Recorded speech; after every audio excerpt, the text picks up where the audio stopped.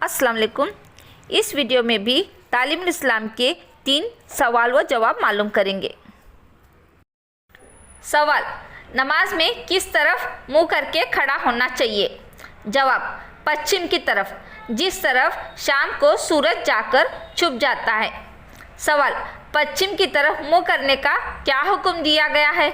जवाब, मक्का मुअज़्ज़मा में अल्लाह ताला का एक घर है जिसे काबा कहते हैं, उसकी तरफ नमाज में मुंह करना ज़रूरी है और वो हमारे शहरों से पश्चिम की तरफ है, इसलिए पश्चिम की तरफ मुंह करके नमाज पढ़ते हैं। सवाल, जिस तरफ मुंह करके नमाज पढ़ते हैं उसे क्या कहते हैं? जवाब, उसे किबला कहते हैं। अब दें इजाज़त, अगली वीडियो में फिर से 3 सवाल और जवाब होंगे। इस वीडियो को लाइक करें और अपने फ्रेंड से ज़रूर शेयर करें। अल्लाह हाफिज़।